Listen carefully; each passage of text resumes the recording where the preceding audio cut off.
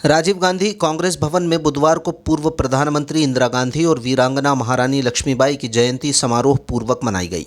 इस अवसर पर राघोगढ़ विधायक जयवर्धन सिंह की विशेष मौजूदगी रही। बैठक के दौरान गुना के नवनिर्वाचित युवा कांग्रेस अध्यक्ष और ब्लॉक स्तर पर नियुक्त अध्यक्षों ने औपचारिक रूप से अपना पदभार ग्रहण किया। विधायक जयवर्धन सिंह सहित वरिष्ठ कांग्रेस पदाधिकारियों ने सभी नवनिर्वाचित युवा कांग्रेस पदाधिकारियों का सम्मान किया और उन्हें नई जिम्मेदारी के लिए बधाई दी।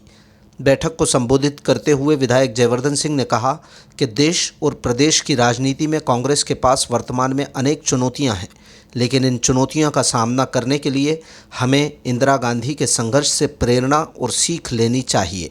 उन्होंने 1971 के भारत पाकिस्तान युद्ध का विस्तृत उल्लेख करते हुए कहा कि उस समय इंदिरा गांधी ने जिस दृढ़ इच्छा शक्ति का परिचय दिया, वैसा विश्व इतिहास में पहले कभी नहीं हुआ।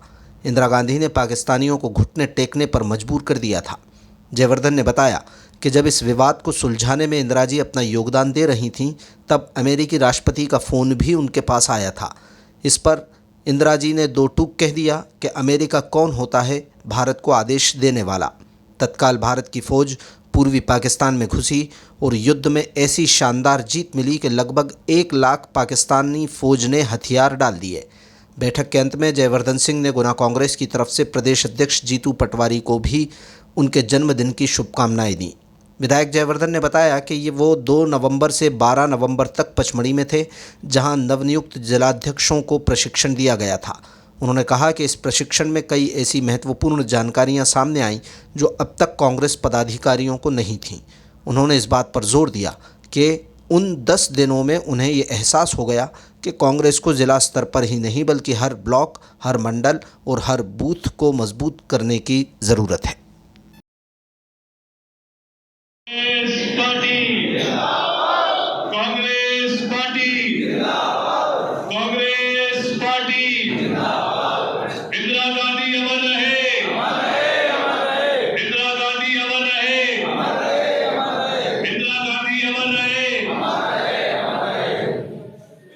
आदरणीय साथियों, आज हम सबके लिए बहुत ही गर्व की बात है कि इंदिरा जयंती के पर्व पर हमारे जो गुना जिले के नवनिर्वाचित युवा कांग्रेस के अध्यक्ष जिला विधानसभा और ब्लॉक स्तर पर जो नियुक्त किए गए हैं, आज वो अपना पदभार ग्रहण करेंगे। मैं इन सभी नौजवान नेतागण जो हम सब ये मान के चल रहे हैं कि गुना के भविष्य की राजनीति अगले 40-50 साल आप सबके हाथों में रहेगी। आपका हम सब यहां पर अभी सम्मान करेंगे और मैं शुरुआत इस बात से करना चाहूंगा कि आज के इस दौर में जहां कहीं ना कहीं देश की राजनीति में और प्रदेश की राजनीति में कांग्रेस के पास और कांग्रेस के सामने अनेकों चुनौतियां हैं, लेकिन हम लोग स्वयं इंदिरा जी का इतिहास देखें। एक समय ऐसा भी था जहां पुरानी कांग्रेस ने इंदिरा जी को घेर लिया था।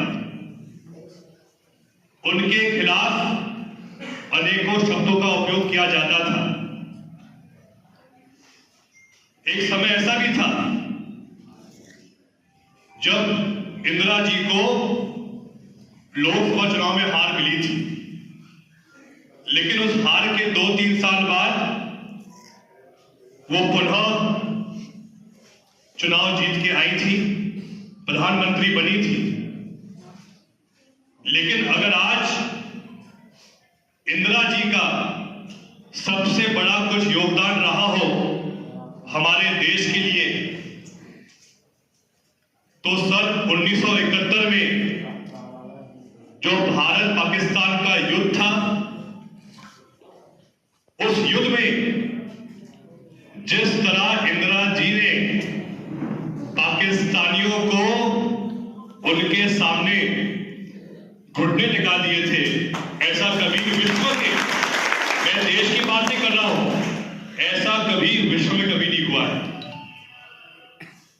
वो युद्ध कैसे प्रारंभ हुआ, क्यों हुआ और उसमें क्या हुआ, मैं इसके बारे में भी आपको दो शब्द कहना चाहूंगा। जब भारत सन 1947 में आजाद हुआ था तो दो देश बने थे, एक पाकिस्तान एक हिंदुस्तान। लेकिन उस समय गोरों ने ऐसी व्यवस्था जमाई थी कि उन्होंने दो पाकिस्तान बना दिए थे। एक था पश्चिमी पाकिस्तान जो भारत के पश्चिम सीमा पर था, और एक था पूर्वी पाकिस्तान जो वर्तमान बांग्लादेश है।